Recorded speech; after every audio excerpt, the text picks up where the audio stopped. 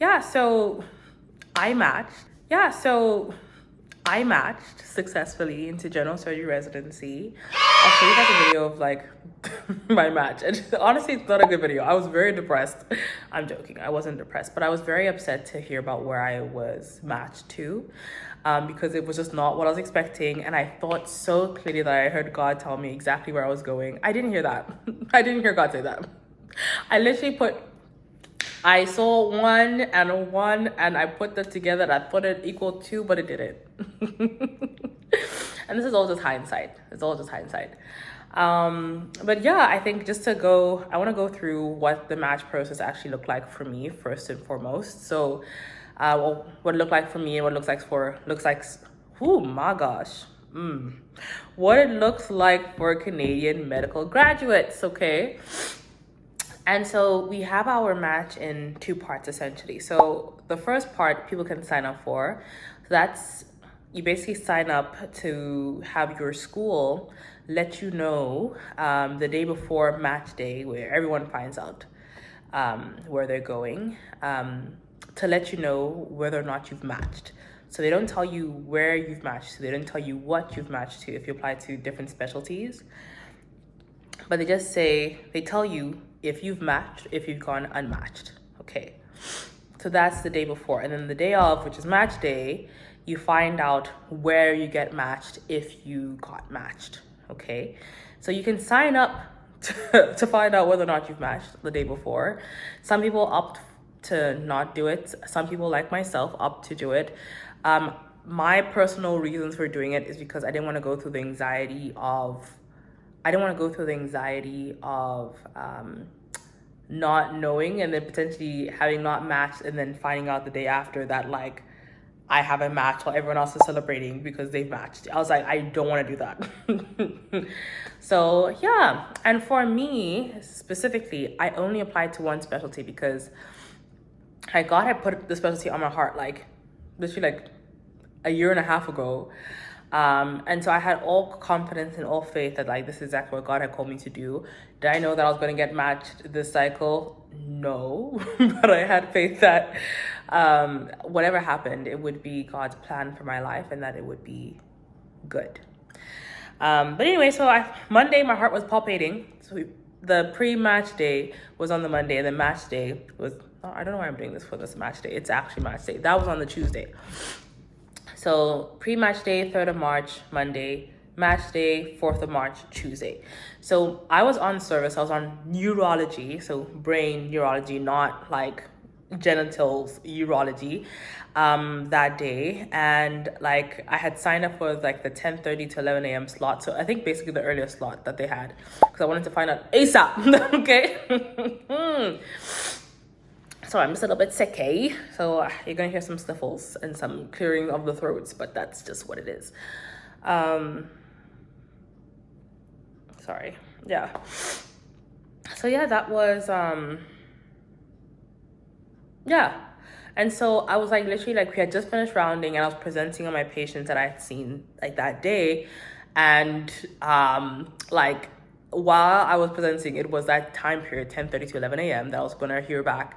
They were gonna call if I had not matched, basically, because they don't call you if you have matched. They call you if you haven't matched. So if you get a call at that time and it's from them, it means that you have not matched. So as you can assume, it was very stressful, and I was literally trying to present while I was thinking about the fact that I might get a call that would break my heart. But thank the Lord, I did not get that call.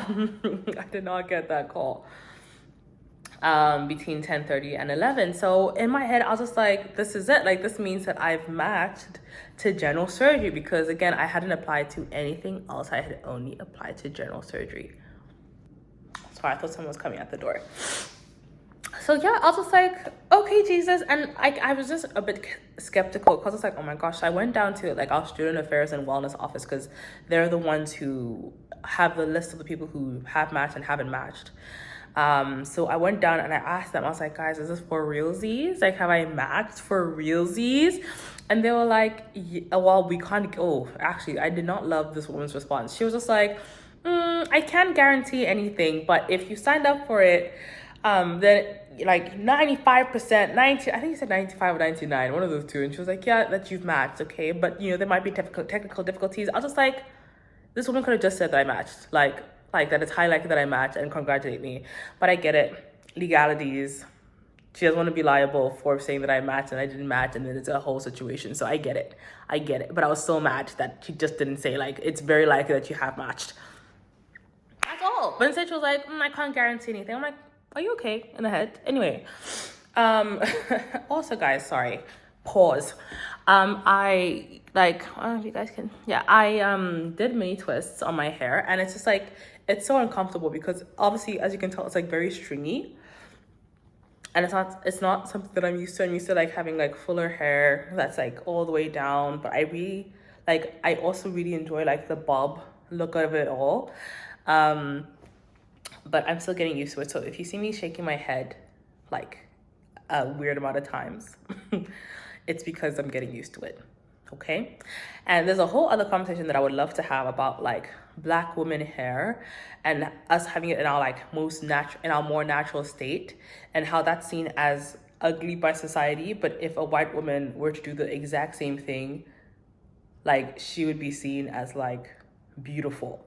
So that's a whole other conversation, not with twists per se, but like just like having our hair grow out as like a fro, or like doing like cornrows and just like having it there, or like braiding it down in like our very natural form with like our edges out, and like it would be seen as a messy. But anyway, not the point today, sorry. Now that I've gone on a tangent, let's reel it back in to what I was talking about before, which was the pre-match day, and then going down to the student affairs and wellness to find out if I matched. So basically, I was elated, but like cautiously so, because it's like, oh my gosh, I'm going to be a general surgeon. But at the same time, I was just like, oh, maybe was there a technical like glitch, and like I'm not going to be a general surgeon right now. Like I just like, But I really was like, for the most part, like quite like above, like over the moon, in the sense of like knowing that now that I've matched, like this is it. And the places that I interviewed at, like, and ranked were, for the most part, places that I would be happy going to, or at least cities that I would be happy to live in, which is what I had thought and believed in my hearts of hearts. But yeah, match day came, and I was really expecting this one program. And it's not like the rest of the programs that I ranked were bad programs, like not at all. I just I had it in my heart of hearts that I'd be going to this program, because I really like the program director. I really like the residents. I like my experience when I went there on elective. So I was just like, yeah, no, this is where I'm going. And so when I opened up, I was with my family. We were sitting down in the living room, and I had my computer right in front of me, and I'll show a video now that I'm comfortable with sharing my experience. I opened it up, and I was like, I saw the program, and I said, excuse me, inside. And then outside, I just said, all I could muster up was just like saying the city. And like so many emotions were like bubbling inside of me at that time. And I was just like, and I think, like, I literally, my family, God bless them, were like comforting me and telling me this is great news. Like, I'm going to Winnipeg, I want to be a general surgeon, all the wonderful things that they should be telling me at this time, but I wasn't hearing it. All I was hearing was, I'm not going to like this program or this city. And I was devastated. I was like, afterwards, I just like, people were calling me, I called people. It was just like a blur of things. I don't really know what the order was. And like, obviously I had some friends who were elated, some friends who were disappointed. It was just like a mixture of things.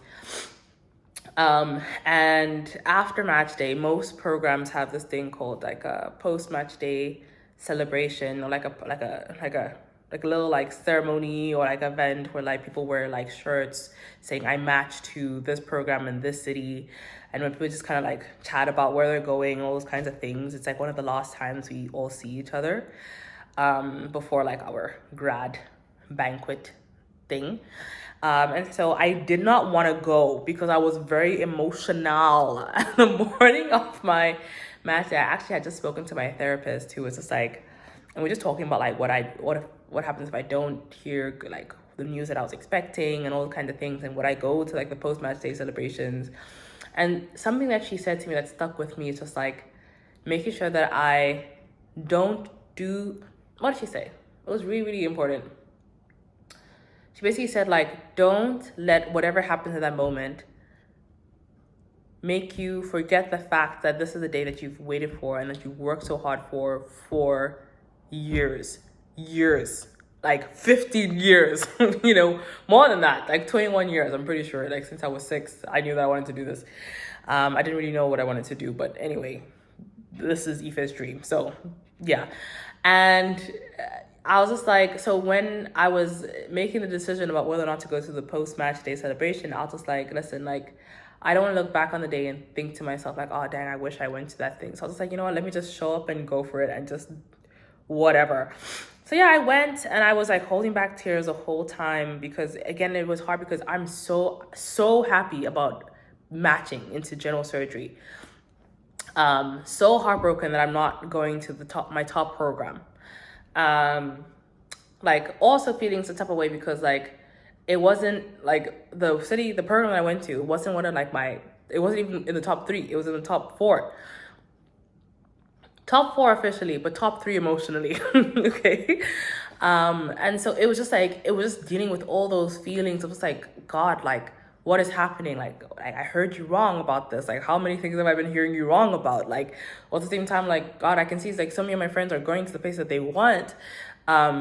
But some of my friends are like, they're very disappointed about the news that they've received. Like, it was just so overwhelmingly emotional that day. And like, before I even had a chance to process, I was going out and chatting to people about their news when I hadn't fully processed my own news. So guys, it was just a whole mixture of things. But I took pictures, I smiled, I went about my day. And yeah, I think that's the main thing. So it was just that was match day. That was the whole process. So like a couple of months following that, there's a bunch of up and downs. I think I was still finishing up clerkship. I was trying to prepare for like my LMCC. I was trying to prepare for writing my last exams of clerkship, while like navigating burnout and like, the post-match fatigue.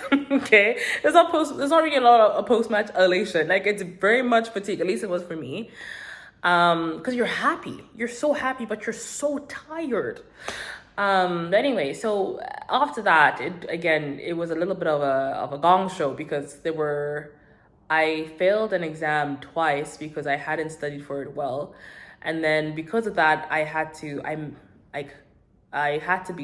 study for like 2 to 3 weeks after like the last day of my clerkship, because I also had a rotation I had to do a week and a half after like everyone else was done. So literally there was just so much in my mind delay in just like getting my MD, like finishing up my life or finishing up like my like medical degree and then moving on to the next stage. Like, it just felt there was just so much resistance. And there were like a few friends who literally, like, I absolutely adore them, and I will never forget the way that they showed up for me in those times. Like, I want to cry about it because like literally their support and like their constant check-ins and their hugs and their affirmations like literally like carried me through like what was like some of those trying times. And it's not because a lot of the challenges that came with that season or came with that like period of having to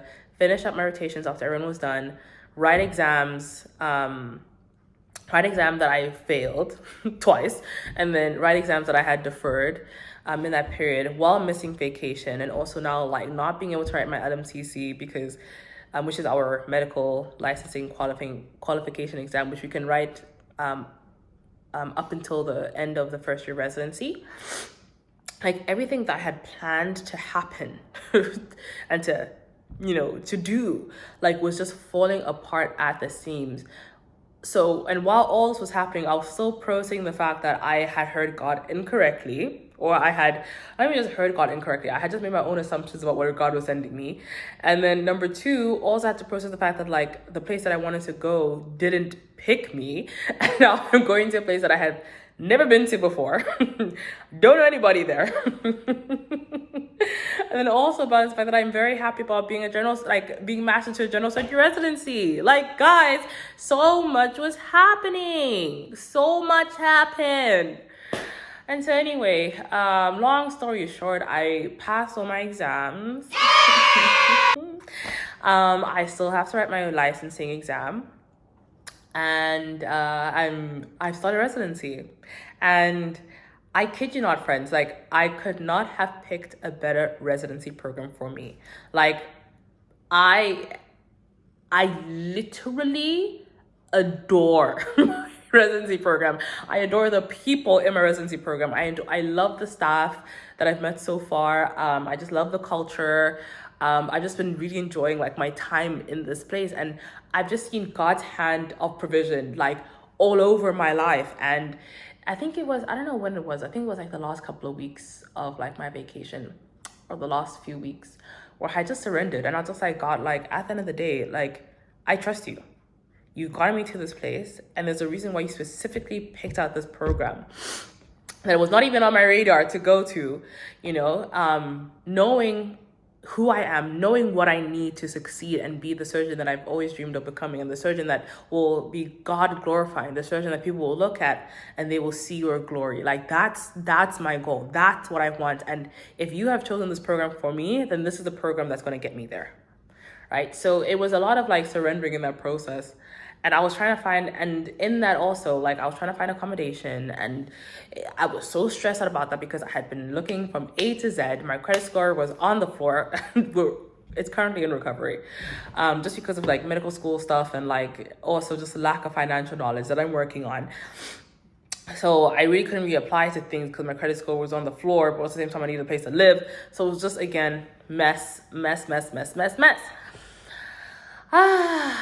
So guys, anyway, when I finally, like, I think a week before I moved, and also the week before I moved, like my friend was getting married, and I was a bridesmaid, and I was also in charge of planning her bridal shower, and also just like doing like bridesmaids duties as one does. So it was just so busy, and I was also going on vacation, and I was also going to another friend's wedding, and another friend's grad party. Like, guys, it was just so busy, and I don't know how I made it through, only by the grace of God. And my mom saved me. Like, she carried me through the end, like through that period. Like, I love my mom, guys. Anyway, I'm gonna cry just thinking about her because I love her so much, and like I need to show her more appreciation for her and who she is and what she's done and what she continues to do. Anyway, emotional. I'm getting emotional. But yeah, so anyway, the week before I moved, God literally brought me this beautiful opportunity to live with someone who I got to know briefly when I was in Calgary, who I absolutely loved and would think about intimately, like over the 5 years that I hadn't seen her. And oh my gosh, even longer than that, 7 years that I hadn't seen her. And yeah, God just brought me the opportunity to live with her because she lives city where I'm in, and she's been here for the past couple of years. And I'm currently like living with her, and this is her beautiful home. And I have loved living with her, and she has been the best support in the first couple of months of residency. And I literally, like, when I think back over the past couple of months, I could not have made it through one of the busiest blocks in our program, without her support, without her presence. Like, and she also loves Jesus, guys. Like, come on. There's no way you can say that wasn't a God thing, because there's no other way. Like, the fact that so many doors were closed in my face, and the one door that God had opened was exactly what I needed to get through the first couple of months. And now God is kicking me out.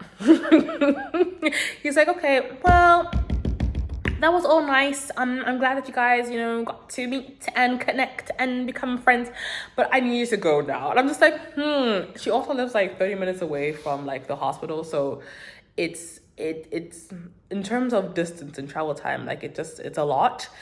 But if she lived closer, guys, I would have never left. she would have gotten sick of me. She would have gotten sick of me. But anyway, so I'm moving somewhere closer by the grace of God. And yeah.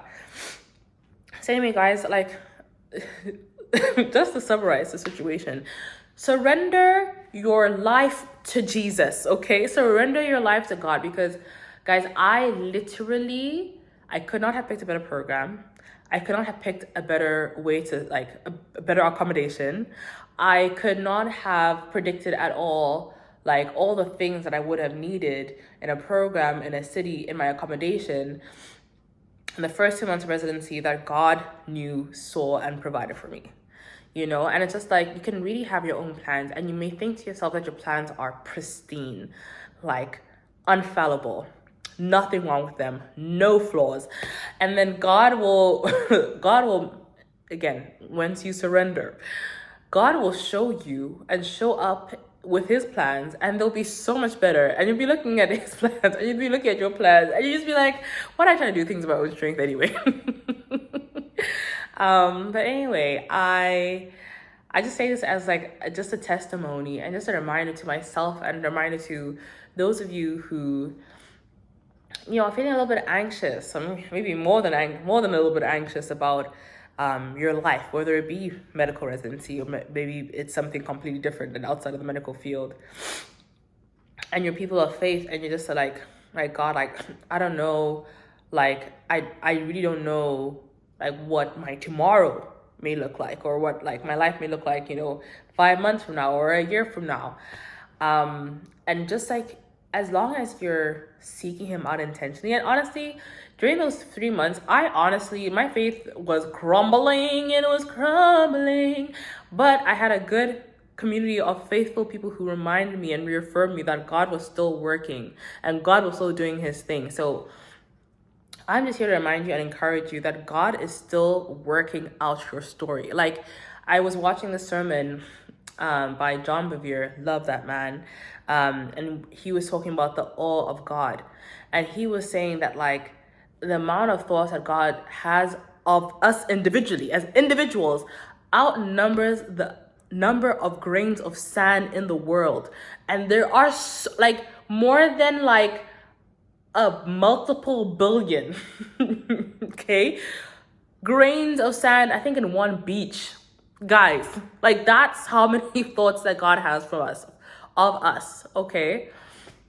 So anyway, like, just trust his love for you, and seek out a intimate relationship with him, because he literally, like, he is so invested in us and so invested, like, in our relationship and friendship with him. Like, he wants us to be friends, he wants us to be besties. And so I encourage us to trust God with our stories, but also not to look at God as someone who just is supposed to provide everything that we need, but someone who we should desire to partner with to bring about his will in heaven, on earth, not just to help us, but to help those around us, and those, like, in the world, to know him, and love him, and build a relationship with him, because there's just so much peace in knowing Jesus. So anyway, guys, I say all this to say that my life did not pan out the way that I wanted it to, or the way that I thought it was going to go, but it ended up being so much better than I could have ever imagined. And now I'm a general surgery resident. So anyway, guys, what am I trying to say? I don't know what I'm trying to say. What I'm trying to say is, I don't know. What am I trying to say is, I just wanted to update you guys basically on my life and how I'm doing. I don't know when the next video is going to come out, but I want to talk more about, like, you know, being in residency and being a single Black woman in residency, and like how that's been unfolding in my life, because there's just been so many things in that area. And then I also want to talk about what else I want to talk about? Literally just, like, being on my discipline era, because that's been a thing, and it ties into, like, my LMCC. And so I definitely want to have a bit more of a conversation about that. Okay, I'm sorry that there's some stragglers, guys. I'm really trying to make this look as neat as possible, but I'm just like, I'm gonna let my hair do its thing because it's cute and I actually really like it. Anyway, guys, till next time.